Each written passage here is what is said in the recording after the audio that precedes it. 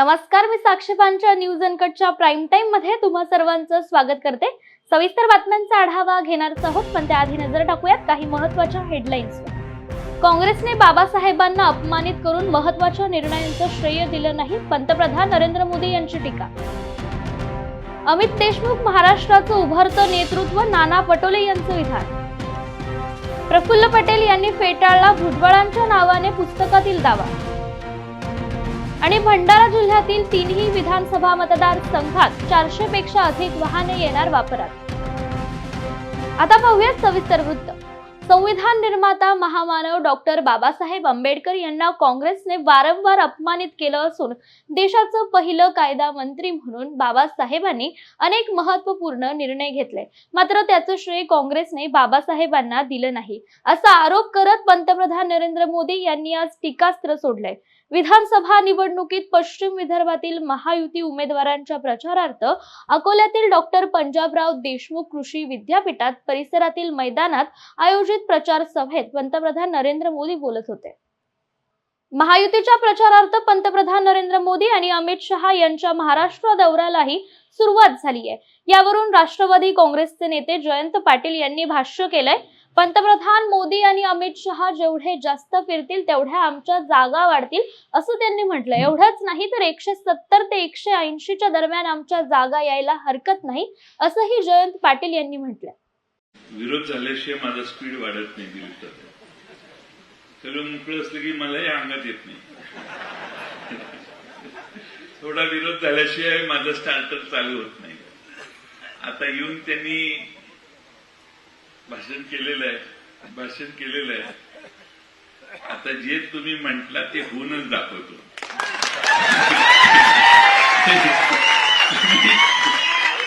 माझी मी नॉर्मल होतो लयच असेल तर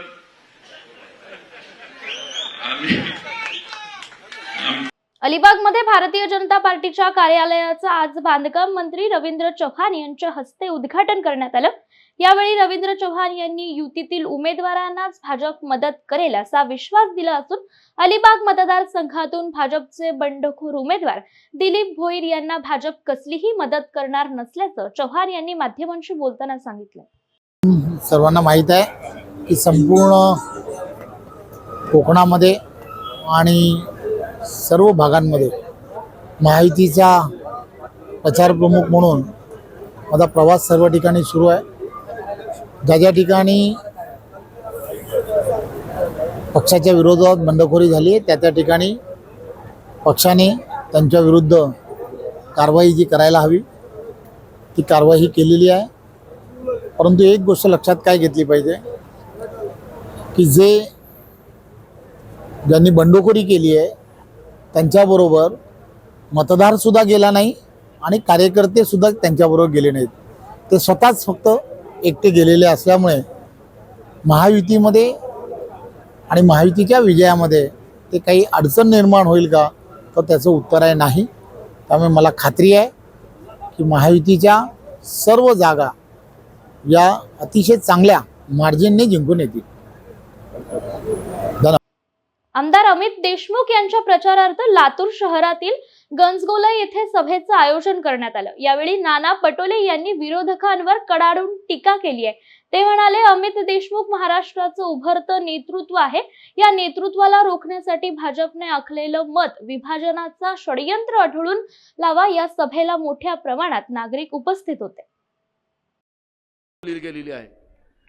मी मुद्दाहून आपल्याला या निमित्तानं सांगतो की अमित भैयाचं नेतृत्व हे उद्या महाराष्ट्राचं नेतृत्व बनणार आहे आणि महाराष्ट्राचं नेतृत्व संपवण्याचं पाप मतविभाजनाच्या आधारावर भाजप या ठिकाणी करायला निघालेलं आहे। माझा इशारा आपल्याला सगळ्यांना कळत आहे। तुम्ही एवढे अनपढ तर नाही आहे। कोण कोण उभे झालेत, कशासाठी उभे झालेत, त्यांना पैसे कोणी पुरवलेत हे आपल्याला सगळ्यांना माहिती आहे। आणि म्हणून मला एक वचन आपण दिलं पाहिजे लातूरवासियांनी की आम्ही मतविभाजन होऊ देणार नाही आणि लाखोच्या मतानं आम्ही अमित भैयाला या मतदारसंघातून निवडून आणू, या पद्धतीचं वचन मला आपण दिलं पाहिजे। बातमीपत्रात वेळ झाली आहे छोट्याशा विश्रांतीची. लगेचच परत येऊ. पाहत रहा न्यूज अनकट. ऐतिहासिक वारसा लाभलेला मराठ मुलूक महाराष्ट्र. या महाराष्ट्राला विविध रंगी छटा आहेत. साहित्य, कला, पर्यटन, नृत्य, भाषा, संत परंपरा अशा विविधतेने तो नटलेला आहे. हीच गौरवशाली विविधता जपत स्वरंग मराठी केवळ महाराष्ट्राच्या सांस्कृतिक संहितेपुरते मर्यादित न राहता समकालीन नवकल्पनांवर आधारित कार्यक्रमांद्वारे मराठी मनोरंजन विश्वात स्वतःची एक अनोखी जागा निर्माण करत आहेत. मराठी मनोरंजन क्षेत्रातील उत्तम दिग्दर्शक, लेखक आणि निर्मात्यांच्या प्रतिभेचा पुरेपूर वापर करून मनोरंजनाचा आगळा वेगळा रंग उधळण्यास आम्ही सज्ज आहोत. स्वरंग मराठीचे उद्दिष्ट मराठी मनोरंजन क्षेत्रामध्ये मनोरंजनाची वहिवाट सोडून रूढीवादी पद्धती तोडून मनोरंजनाचा समृद्ध अनुभव प्रदान करून देण्याचा आहे. म्हणूनच यात विविध पद्धतीचे मनोरंजक आणि माहितीपूर्ण कार्यक्रम स्वरंग मराठीवर बघता येतील. शेवटी एकच, धकाधकीच्या जीवनात धांगडधिंगा करण्यापेक्षा बसूया, हसूया, गाऊया, जगूया. नाती गोती श्रावण मोती गावामधले जीवंत रंग. नाती गोती श्रावण मोती गावामधले जीवंत रंग. चला जोडूया, चला पाहूया, जशी संस्कृती तसा स्वरंग. विश्रांतीनंतर पुन्हा एकदा स्वागत. पाहूयात उर्वरित बातमीपत्र. ज्येष्ठ पत्रकार राजदीप सरदेसाई यांच्या 2024 इलेक्शन दॅट सरप्राइज्ड इंडिया या पुस्तकातील छगन भुजबळ यांच्या दाव्याला प्रफुल्ल पटेल यांनी फेटाळले. ते म्हणाले, आम्ही महाराष्ट्राच्या विकासासाठी महायुती सोबत आहोत. मोदी साहेबांचं नेतृत्व हे सगळ्यांनाच आवडणार आहे. देशाला समोर घेऊन जाणार आहे. देशाच्या आर्थिक आणि सगळ्याच क्षेत्रांमधील प्रगती झाली पाहिजे. त्यांच्या विकासनाम्याच्या आधारावर त्यांच्या बरोबर महायुतीमध्ये आहोत, असं स्पष्टीकरण प्रफुल्ल पटेल यांनी दिलंय. मी तुम्हाला सांगू इच्छितो आणि अधिकृत सांगू इच्छितो, राजदीप सरदेसाईच्या पुस्तकामध्ये जे काही लिहिलं गेलं आहे ते अधिकृत वक्तव्य भुजबळ साहेबांचं नाही. मी सकाळीच त्यांना विचारलं, ते म्हणले अजिबात मी असं काही बोललो नाही. आणि मला त्यांनी इथपर्यंत सांगितलं की मी या विषयावर कायद्याच्या द्वारे जे काही मला कारवाई करता येते मी करणार. आणि त्यांनी बहुतेक डिनाय केला असेल, मला माहीत नाही. आता दिवसभरात मी कार्यक्रमात होतो, पण काही प्रेस घेऊन ते पण त्याचा पण खुलासा ते स्वतःही करणार होते. केंद्रीय मंत्री नितीन गडकरी यांच्या प्रमुख उपस्थितीत गोंदिया विधानसभेचे उमेदवार विनोद अग्रवाल यांच्या प्रचारार्थ भव्य सभेचं आयोजन करण्यात आलं होतं. विद्यमान आमदार विनोद अग्रवाल यांनी भर मंचावर माजी आमदार गोपालदास अग्रवाल यांना चॅलेंज दिलंय.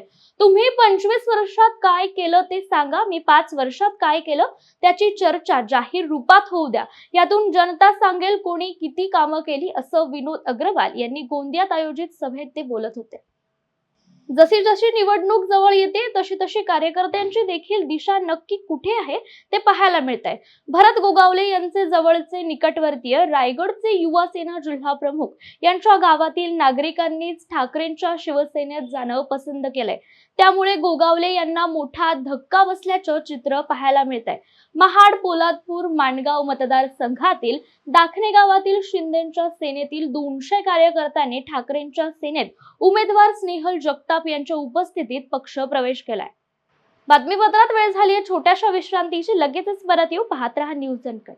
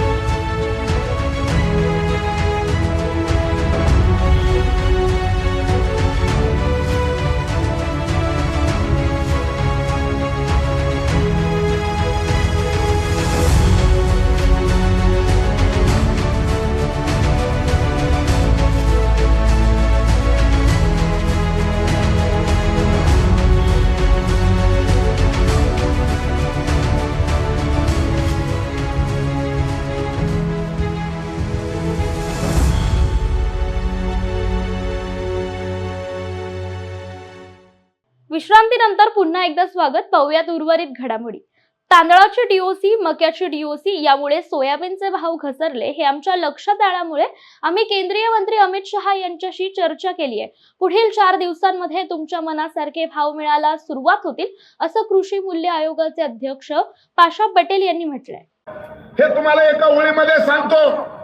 भाव हे कशामुळे झालं की भाव कमी झालं म्हणून मी केंद्रीय मंत्री अमित शहा साहेबांकडे गेलो. माननीय एकनाथ शिंदे साहेब, देवेंद्र फडणवीस साहेब, अजितदादा पवार साहेब, अरे म्हणजे काहीतरी गोंधळ झाले, बाजारातला भाव कमी झालाय.